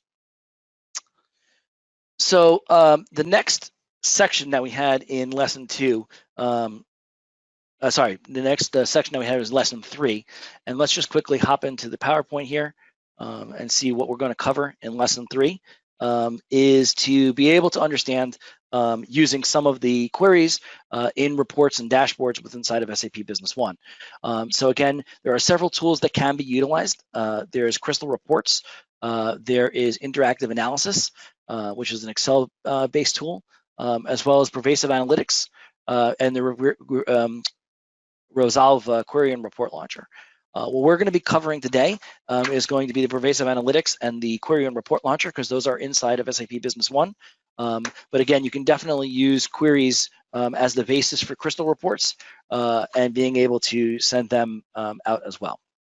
Okay, so again here, we're going to take a look at being able to get items that have no committed quantity. Committed quantity in SAP means that there's nobody asking for it. So there's nobody using it in a production order, there's nobody using it in a sales order. So why would I want to hold this inventory? If I've really got none of it, I should maybe make a sale or just something else along those lines. So that would be, why would we be able to do that? And as being able to plan for our labor and making sure that we have space, we have the ability to use a container management module of Resolve, but it really doesn't matter what the data is. In this case, we were just seeing that, in our system, we're tracking the containers that are coming in from overseas, and I know what date they're arriving. So I'm going to build an identifier to be able to know which containers are arriving this month and how many are coming in. And when I do this month, it could have been anything. So it could have been this day, this week, whatever I wanted to be able to use. We can also use the queries that we built earlier to develop KPIs that we can put onto our screen or onto our dashboard. So in this case, we can look at the analysis. Or to be able to help us during our data entry. So for example, if I need to be able to make a fast decision, so I'm entering in a sales order and I want to know how is this order shipped in the past, so I can quickly get the appropriate freight quote to them or whatever it's going to be. You can use that information. Or if I want to find out, is there a heavy return history, customers calling up and they're complaining about an item or something else like that, I can go ahead and take a look at some of those return histories. So again, you'll have access to each of these queries, and we'll come back to the PowerPoint for the introduction to lesson 4. But let's go ahead and start by taking a look at what's called a count widget. So first of all, we've gone ahead and we've built a query. And in the query manager here, you can see I've got my widgets, and I've got my different queries that are associated with the widgets.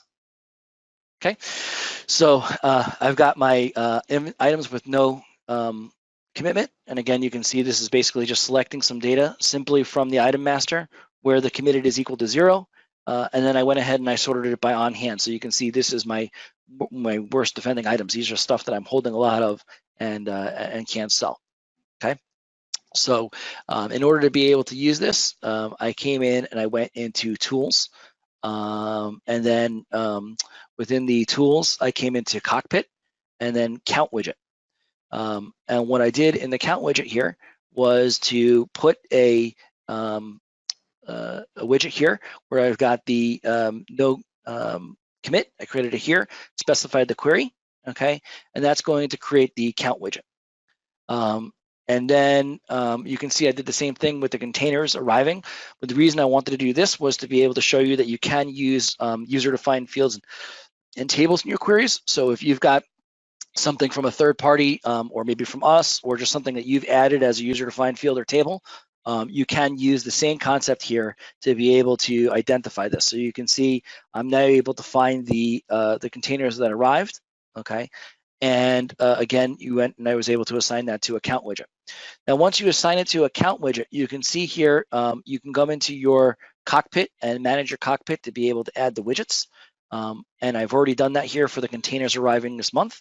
So you can see it shows me that I have 6 containers arriving this month. And if I click on it, it'll execute the query where I'm able to come in here and see the details. And this is whatever I chose to include within that. So this is really useful because you can use pretty much any table that you want or anything that you want to be able to measure.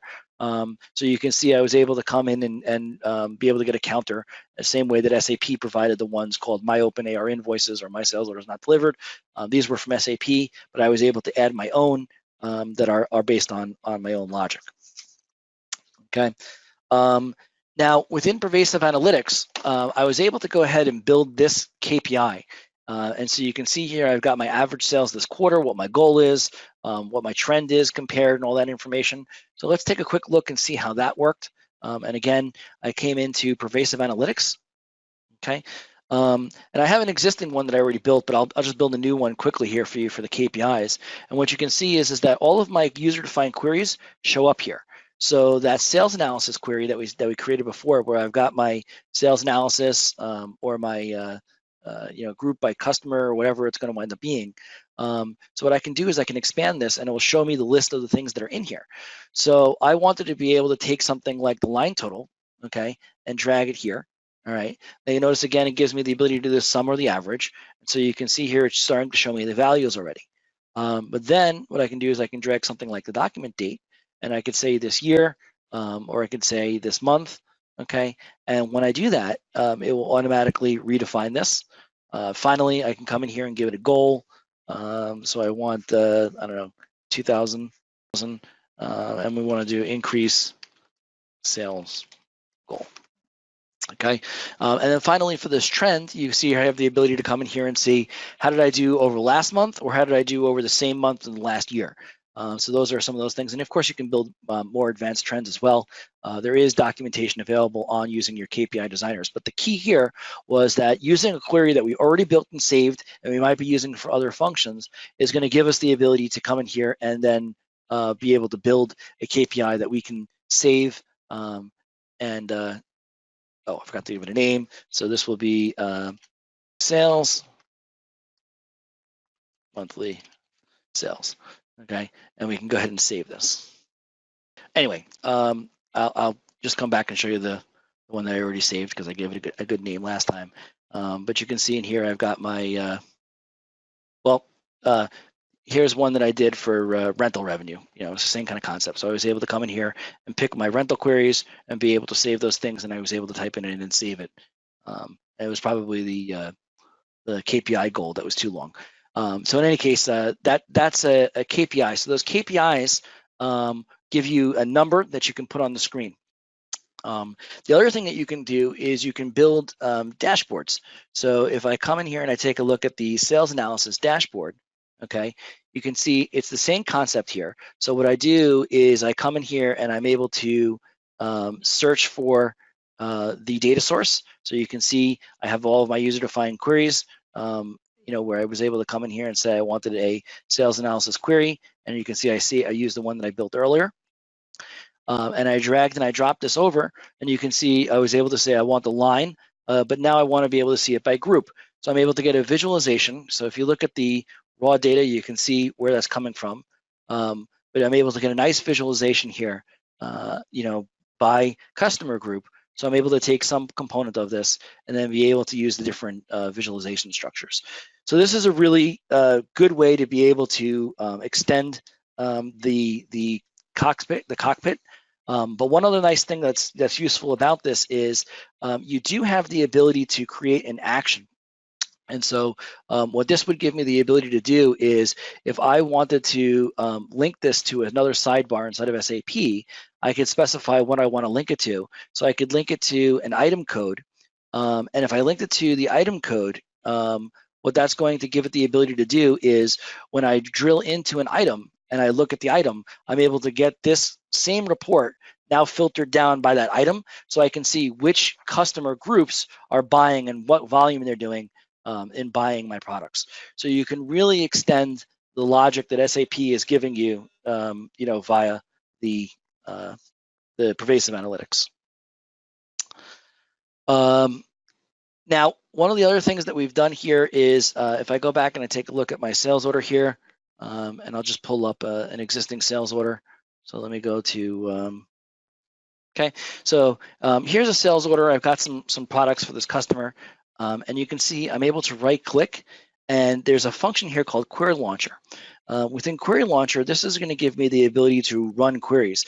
Now, we already talked about the fact that I could have a user-defined value query against the sales order.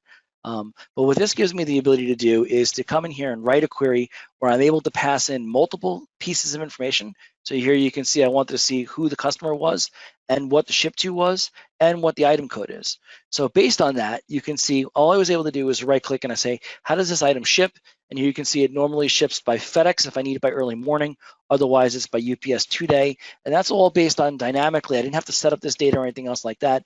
It's reading from this past sales orders to be able to find out how this customer and this ship to have previously shipped this particular order. So again, you can extend your business logic that way. And then similarly, we had the ability to come in and look at unrelated data. So here, if I wanted to be able to see, okay, for all customers who've returned this product, when did they return it, the last time we returned it, what the return reasons or actions were, or so on and so forth. And again, that query here was just passing through the item code information. So that came from a tool that we call Query Launcher. And in the Query Launcher, the ability to come in and link those queries to your forms. And then what we're going to do is go to lesson 4 after this. But you can see I was able to come in here and just link the queries to the forms, or you can link queries to the main menu as well. So that's sort of a useful tool. All right, and then just switching back to lesson 4 here, we want to use similar kind of logic now to be able to use a tool called Advanced Allocations inside of Resolve to be able to work with the SAP Business One pick lists and create them on an automated basis. Okay, so again, what we'll do here is we're going to look at Resolve Advanced Allocations. And what you can see here is that it gives me the ability to build several rules associated with the how I want my pick tickets to be released. So we'll go ahead and we'll take a look at, let's say, the Amazon orders. Okay, and within the Amazon orders, I have the ability to come in here and specify what I want to have happen. So I was able to build a query. And within that query, again, you can see I'm using the saved query from SAP. So again, this is just a regular SAP query. We came in here and we said we wanted to find all the sales orders that are for Amazon. So again, you can see here, this is just a query. And the key that makes this one work and be specific for the Amazon is that I said it needed to be a sales order that was approved, open, and for my customer, Amazon. So C0002 is my Amazon customer. And that's going to give me a list of all of my Amazon customers. Now, you might be asking, why would I want to create a query to be able to identify my Amazon sales orders? And the reason is that I might have a different schedule for Amazon. So within Amazon here, you can see I want to really make sure that I release every 10 minutes. So if I'm getting a whole bunch of orders that I'm importing from Amazon, Amazon's got some pretty tight rules in terms of being able to ship and making sure that you give tracking numbers and those kinds of things. And if you don't, it can hurt your ability to sell on Amazon or even stop your ability to sell on Amazon. So I might want those releases to be more frequent than some of my other order origination points. So something that comes in from my website or that comes in from the phone or something else along those lines. So being able to isolate those sales orders and to be able to put them on their own schedule is going to be pretty useful for me. And in addition to that, I can also say that I want to use the rules. So I want to release the line if it's 100% available. I don't want to partially ship an item. I can partially ship an order, but not an item. And then I can put in some filters. And we'll take a look at some of the filters in here as we go to the next example. Now, the next example that we have is going to be identifying the orders that are going to be ship complete. So we'll take a look at that. Okay, and again, you can see this is based on a query. I want to pick this on a schedule where it's going to be less frequent than the Amazon. So you can see I'm doing that every 2 hours. My query here is basically the same query. So I was able to copy and paste the query, but I changed my where clause, and that makes the whole logic completely different. So if I come in here and I take a look at my where clause, you can see here it's now an approved order that's open, but it also has to be where the allow partial shipment is set to no, which means that it must ship complete. So when that happens, these sales orders will go out, okay? And again, the reason that I have this one separated is going to be that if I take a look at my pick action here, I'm only going to release this sales order. It should have been if the document was 100% complete. I must have selected the wrong one. So I apologize about that. So the idea here is that I now have orders that can only ship complete. I don't want to have multiple pick lists because SAP allows me to be able to have multiple pick lists. But I want to make sure that I'm restricting that based on my query rules so that I only get one pick list, that I only ship everything when I have everything. And so the system will monitor to be able to see that. And then another one that's really great, particularly if you or your customer is like an e-commerce shipper or something else like that, is being able to use special allocation rules. So here you can see I have single item, single unit, and what this query is going to do, if I come in here and I take a look at this query, so this is going to be my single item, single unit query. Most of the query is the same, except here I did a situation where I wanted to find only sales orders that had one row, okay, and the quantity was only one. Okay, so I was able to do both that in a where clause and a having clause. A having clause, since I haven't explained that before, is basically the same as a where clause, but it's where you have to do it on something that's already been summarized. So if it's part of a summary operation, you do it in the having section. And the business logic behind this is that if I'm ordering T-shirts or you know, iPhone cases or whatever it is, okay, as long as it's not serialized, and even if it is serialized, doesn't really matter. But the point is that which unit I get doesn't matter. So if I have 50 customers that ordered the same, T-shirt or hat or whatever, okay, rather than going and picking them by sales order or anything else, I can go and I can change where I want to pick them from and how I want to pick them. Okay, so if we take a look at my pick action rule, okay, I'm now able to filter just from a particular zone in my warehouse. So I want to take them from my fast moving items zone, okay? And when I created my pick list generation rules, I grouped them not by order or by customer, but by item. Because I just want to go grab, if I've got 50 that I have to ship, I just want to go grab 50 of them and bring them to my shipping area. Because when I get to my shipping area, I can print out the 50 labels and apply them to any of the units because they're all the same. So it's able to really make it faster and easier for you to be able to get product out the door, make it more efficient, save labor costs, do all of those different kinds of functions. So you can see where SAP's Pick Back Manager is a great tool, and using SAP's Pick Lists is a great tool. By using the queries, you're able to add logic to be able to control when, to control where, and to control how your picks are going to be released in your warehouse. So I think that's a pretty cool use of queries. Again, I'm just going to try to pick up the pace here a little bit, and we'll move into lesson 5. And so you can take a look at that. Now, lesson 5 is basically talking about being able to decide how you want to be able to buy your products. And I already showed a simple example where we could just simply say, okay, we're below minimum and we need to run MRP. But in this case, I'm going to use the Resolve Inventory Planning. And in the Resolve Inventory Planning, you'll see that we already have the ability to use several built-in formulas. So let me just go ahead and quickly take a look at the inventory planning, and I'll explain just very briefly what it is so that you can understand why adding a formula to it, a query, can be so powerful. Okay, so what this is giving me the ability to do is on an item warehouse basis to be able to control how much I'm going to buy, make, or transfer, very similar to some of the features that are in SAP.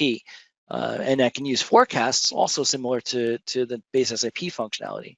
But when I build the forecasts in here, you can see that I have several forecast formulas.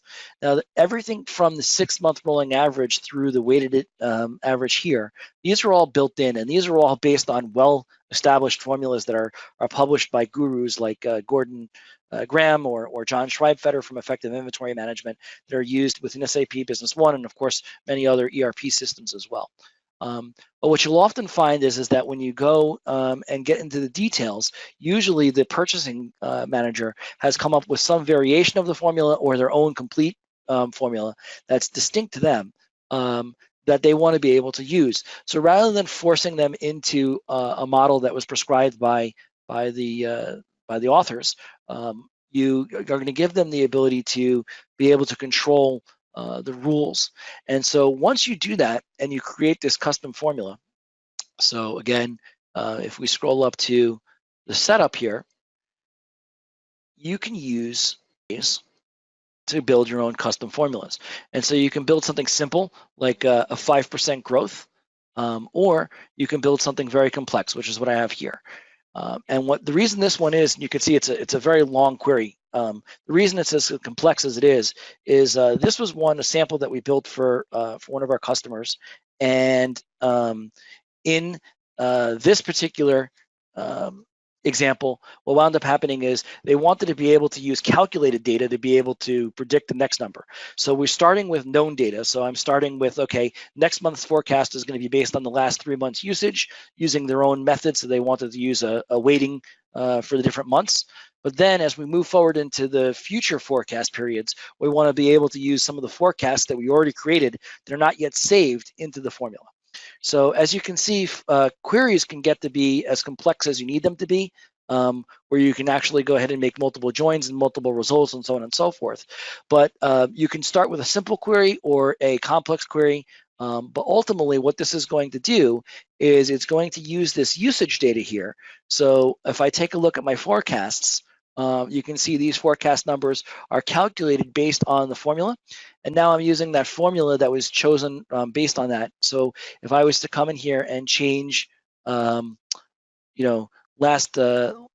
months from 36 to, let's say, 50, okay, and update that, then now if I was to come in here and do my reset demand, you can see that these numbers will update, okay, and it was able to reforecast going all the way out into the future dynamically by using the custom logic that that particular customer wanted to use.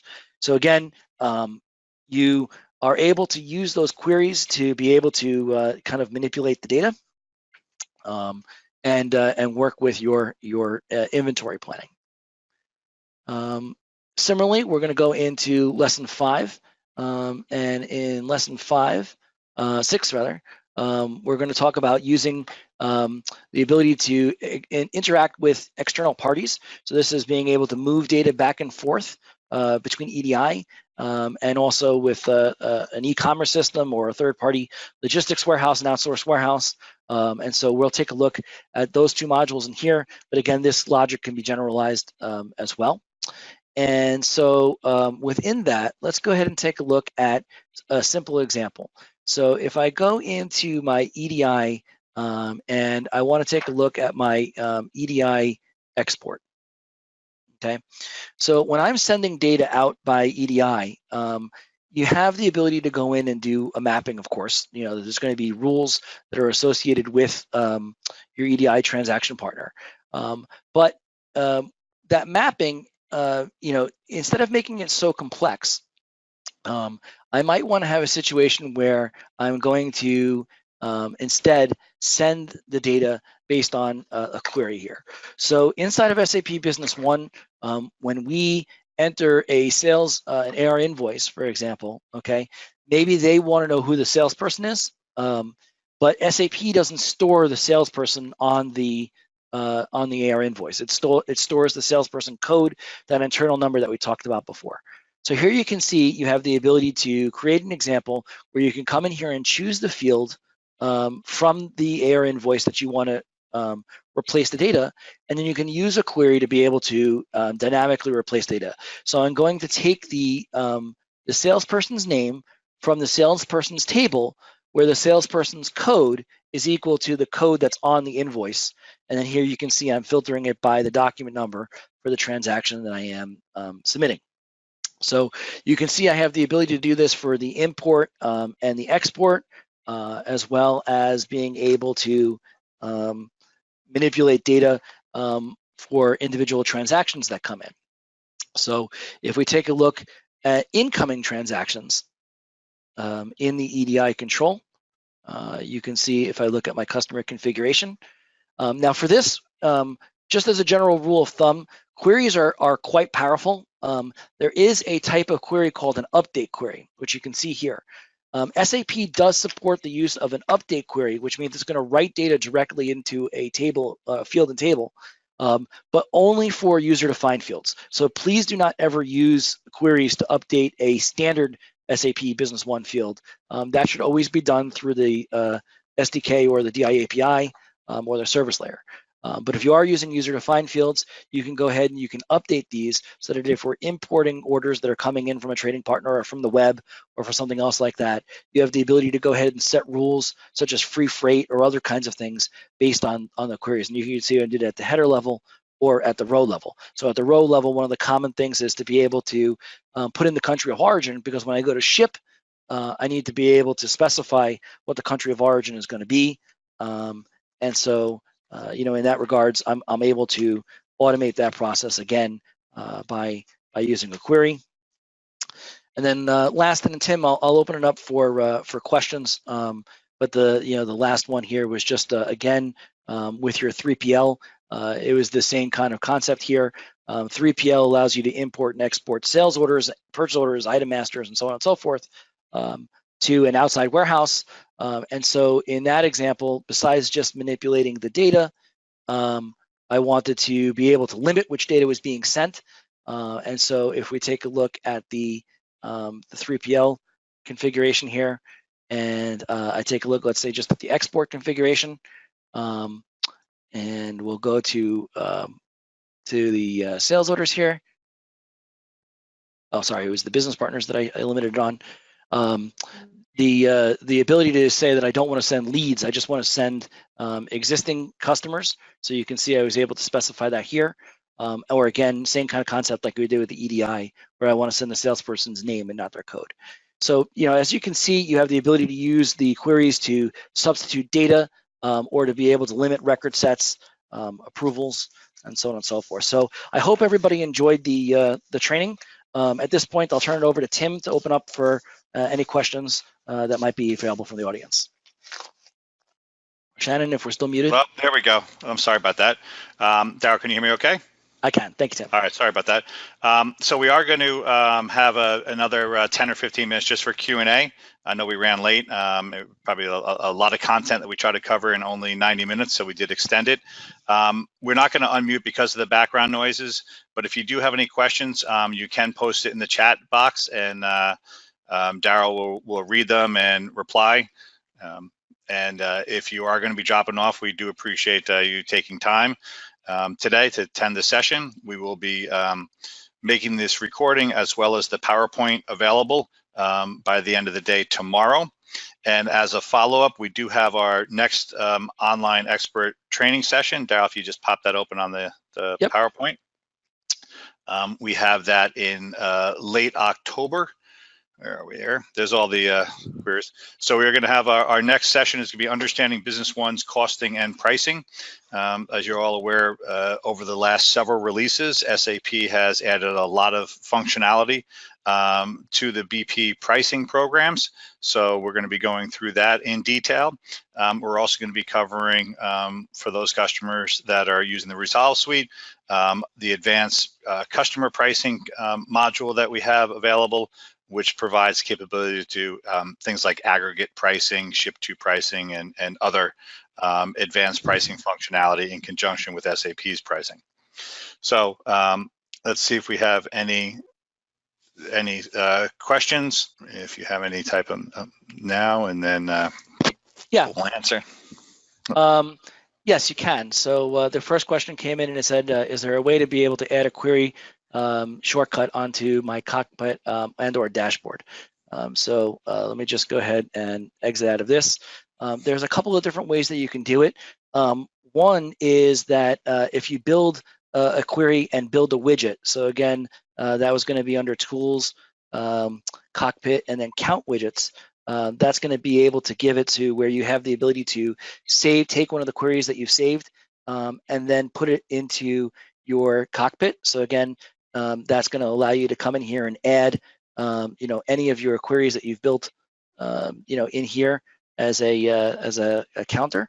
So here's my business count objects, and you can see here's one that I didn't put on before, but the items with no commitment. So I can save that and put that on my query, on my cockpit, and now see that query here. So that's one way that you can launch it. Another way that you can do it, which is kind of nice, is using that launcher tool that we were talking about, where within Launcher, if you take a query, and it can be any query, you can grab the query. So I'll just grab this inventory query, inventory aging, for example. And what I can do is I can add it to an SAP Business One menu. So if I wanted to put it under, let's say, inventory menu, and I want to call it my inventory aging, you can do that. and it will, oh, sorry, this one already exists, but what it will do is it will make it so that it shows up on your main menu. And then once you've put it on your main menu, then you can also drag it into your common functions to be able to make it as a shortcut. So both of those are available. We got another question in here, which is, can my company still perform KPIs without Resolve? Yes, all of the KPI functions are a standard SAP Business One function, provided that you are running HANA. There is some cockpit functionality available for the SQL version, but I don't believe that it gives you the ability to do the pervasive analytics. So that's a HANA function provided by SAP Business One. Okay. If there's no more questions, again, thank you all for attending and staying for the entire session. Again, as mentioned, we'll have the content available and sent to all attendees by the end of the day tomorrow.